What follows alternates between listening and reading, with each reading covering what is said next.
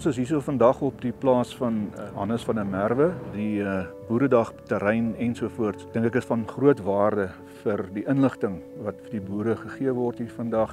Dit is nie net teoretiese lesings nie, maar hulle kan ook fisies na die produkte kom kyk. Ons agente in die veld is goed opgelei.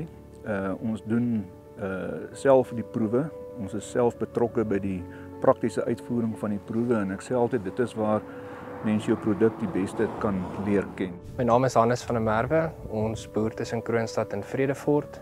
Ons boerdery se naam is Kroonland Agri en ons is vandag hierso op 'n groen dag, 'n agronomiedag wat Pioneer aanbied in samewerking met van hulle medewerkers in die veld. Dit is vir ons belangrik ook om 'n span soos Pioneer te betrek wat kundigheid na die plaas toe bring en vir elke ou die geleentheid bied om iets te kom leer.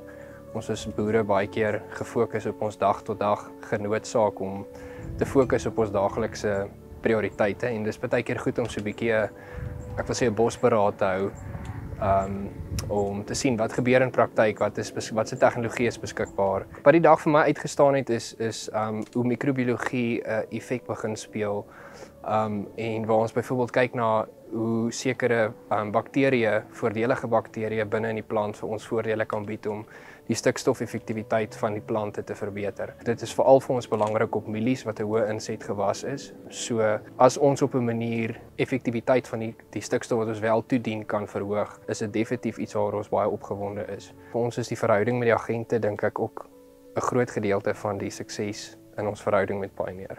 Goeiemôre julle. My naam is Henny de Plooy. Ek is die area bestuurder vir Pioneer. Ons is hier vandag hier by die agronomiedag. Ek dink een van die grootste uitdagings wat ons vandag in die landboubedryf het, is boere gemaak 'n som om te gaan kyk maar wat is sy ROI op sy belegging.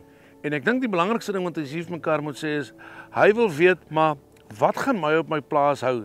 So dis belangrik vir 'n boer om te weet, luister, plant ek die regte mielies op die regte plaas, die regte cultivar, op die regte grondtipe, plant ek die regte mielies in die regte klimaatsone en dit geld ook vir sojas en natuurlik ook dan vir sonneblomme.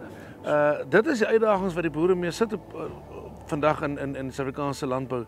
En ek kan met trots sê mielies wat boere vandag vir die eerste keer gesien het wat hierdie jaar kommersieel die eerste keer beskikbaar is op die wit basters. Het ons vir hulle gewys 2885 WPW. Ons het vir hulle gewys 2849 WPW en ons het ook vir hulle gewys 2565 WPW. So die mielies is verlede jaar in proewe geplant, maar hierdie jaar is dit die eerste keer is die saad kommersieel beskikbaar vir kliënte en vir boere om te kan koop daar buitekant. Ons is baie opgewonde oor die tegnologie en dit is verseker die pad vorentoe. En nou ewe skielik kan 'n agent kan nou na 'n kliënt toe gaan en hy kan vir hom 'n pakket aanbied. Vir hom sê oom, maar hierso is 'n mielie wat hy presteer so in hierdie grondtipe.